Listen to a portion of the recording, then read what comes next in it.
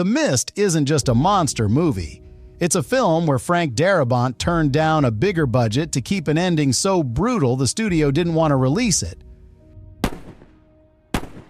Where Stephen King watched what Darabont did to his story and called it the greatest ending anyone had ever written from his work.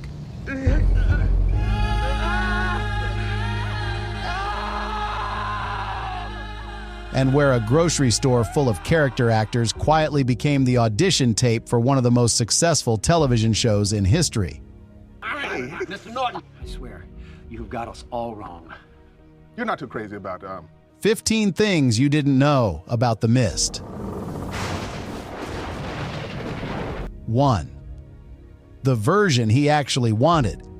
Frank Darabont shot The Mist in color because the studio wouldn't greenlight it any other way. Dimension Films looked at the budget, looked at the marketplace, and told him black and white was a box office death sentence. He made it in color. Then he quietly made it again. When the DVD was being assembled, the post-production team ran the footage through a black and white conversion, and Darabont saw what he'd always pictured. The grainy, high-contrast texture he'd been chasing, the one that made the monsters feel like something out of a 1950s creature feature, was right there waiting. He endorsed it immediately. The black and white cut is on every special edition release. Darabont calls it the closest thing to a director's cut that exists. Critics who have seen both versions say the monsters look more convincing in black and white because the human eye can't fully process the edges of what it's seeing. He gave audiences the color version. He kept the real one for himself. 2. What Stephen King said. Stephen King wrote the novella in 1980. The ending he wrote was ambiguous. Drayton drives into the mist, into the unknown, and then the story stops. No resolution, no confirmation of what happens next. Darabont replaced it with something else entirely. When King read the new ending, he didn't push back.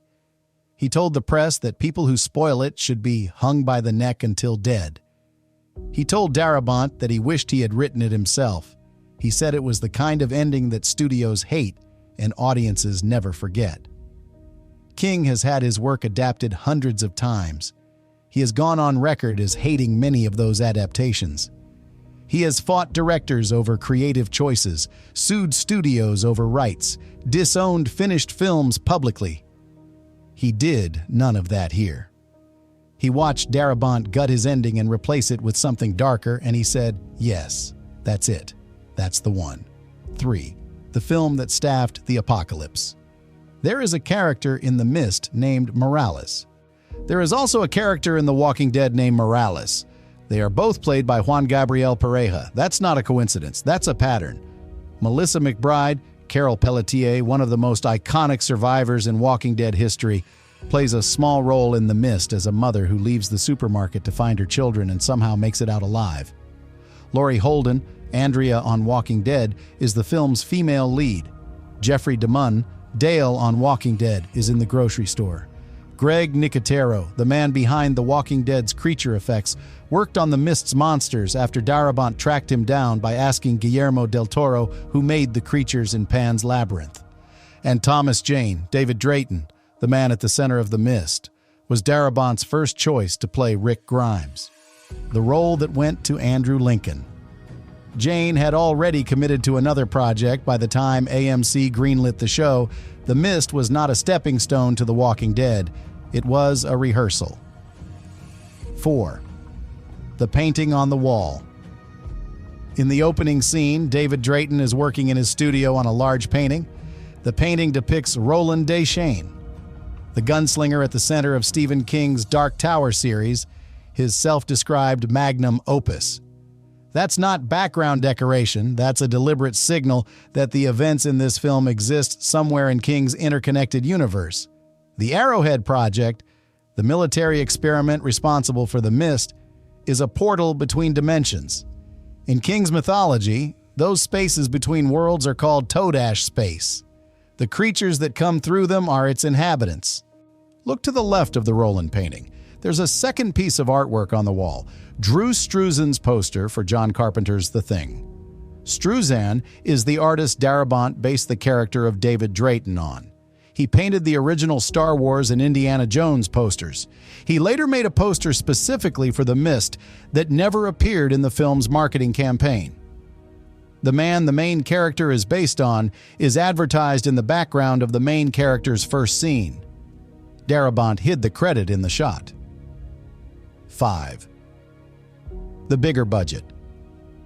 He turned down The Mist was made for $18 million. During production, Dimension Films came to Darabont with an offer: more money, more resources, a larger canvas. One condition: change the ending. He said no, this is not a small thing. Turning down a budget increase in Hollywood, for any reason, is uncommon.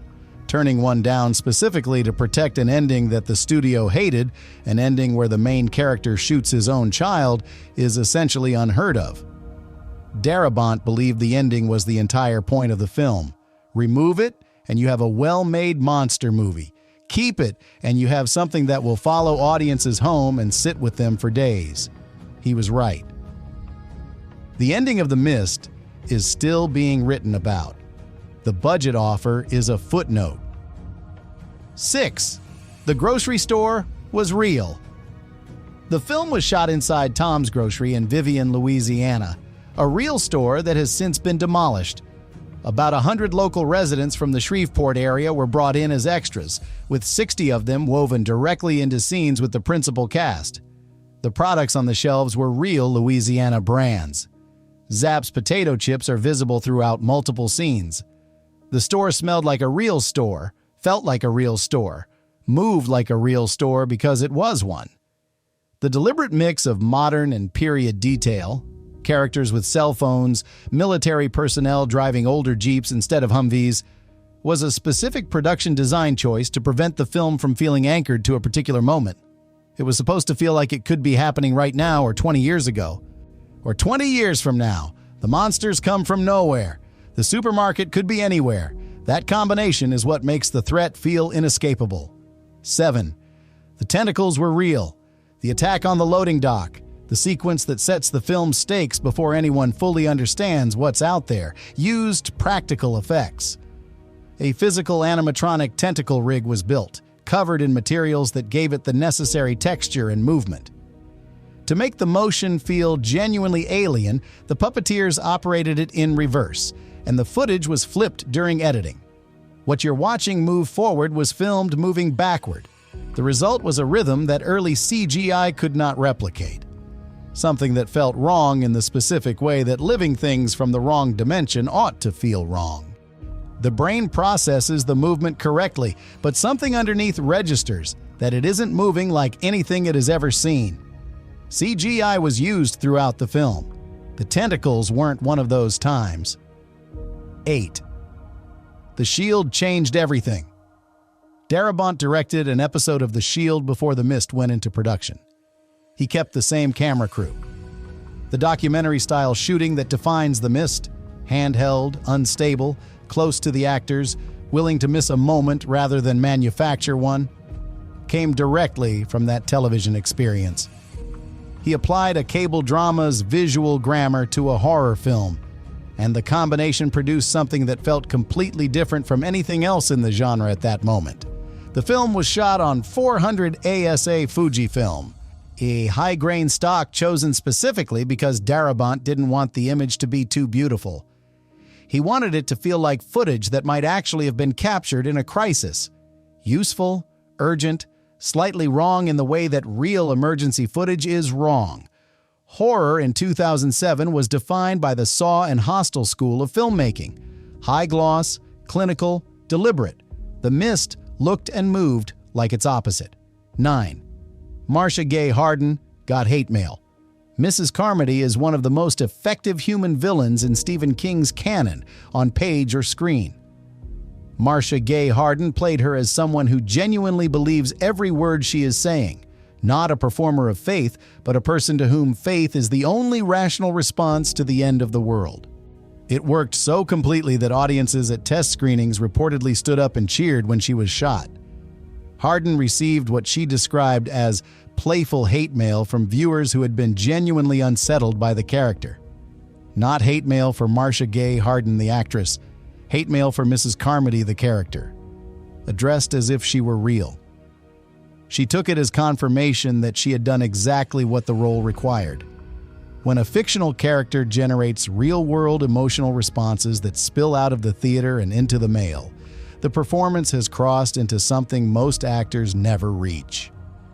10. The ending no one wanted to greenlight. When Darabont first developed The Mist, he shopped it alongside what would become The Walking Dead. He was trying to get both made simultaneously. Networks passed on The Walking Dead because of its violence. Studios hesitated on The Mist because of its ending. He got The Mist made first. The sequence in the car, Drayton, his son, and the remaining survivors, the gun with 4 bullets, the decision, and then the arrival of the military convoy seconds later, was the scene every executive wanted removed. It asks the audience to sit with an unbearable thing and does not offer them any release from it. The convoy doesn't undo what just happened. Nothing does. King's scared by his own story, calling Darabont's ending the best of his career. Dimension Films not wanting to release it, test audiences walking out, and the ending surviving all of it. 11. Melissa McBride was supposed to die. The woman who leaves the supermarket at the beginning of the film to find her children, Melissa McBride's character, was written to appear briefly as a corpse near the end of the film. Her death was in the script. The prop work was prepared. Then Darabont watched her performance in the film. Jeffrey DeMunn, who plays Dan Miller, was the first to suggest the change. Keep her alive. Bring her back at the end, unharmed, her children with her. Let Drayton see her when the convoy arrives. Let him understand exactly what he gave up. Darabont agreed. McBride never auditioned for the role she would go on to play in The Walking Dead. She was cast because DeMunn saw what she did with a small part in a horror film and decided her character shouldn't die. The Carol Pelletier exists because someone paid attention to a performance they didn't have to. 12. The Dark Tower ending. The final sequence of the film uses a single piece of music. The Host of Seraphim by Dead Can Dance. Darabont had committed throughout the production to using music minimally, almost not at all, because he wanted the film's tone to sit in the silence and the ambient sound of the store. No score to signal how the audience should feel. No musical cues to release tension at the wrong moment. Then came the ending. He needed something that could hold the weight of what had just happened without either releasing it or explaining it. The Host of Seraphim does neither. It is massive and liturgical and slightly inhuman, and it arrives exactly when the convoy does, which means it arrives exactly when it is too late. And the piece has become so associated with those final images that it is now essentially impossible to hear it without seeing the car and the mist, and the face of a man who was only seconds away from not making the worst decision of his life. 13. The Stephen King cameo that didn't happen. Darabont wanted King in the film. There is a supporting role played by Brian Libby, a character who appears in the store and factors into several scenes. That role was written with King in mind. Darabont made the offer. King declined, citing his unwillingness to travel to Louisiana for the shoot. This was not King's first time passing on an appearance in one of his own adaptations. But this one is interesting because Darabont had already cast King in his imagination before the cameras rolled, which means every choice made around that role, how it was written, where it appeared in the story, was shaped by someone who was never going to play it. King stayed home. Libby did the job. And King instead watched the finished film and scared himself with his own material, which Darabont called the single best moment of his career. 14. Greg Nicotero's Creatures. Darabont needed someone to build the monsters. He went to Guillermo del Toro and asked him a specific question.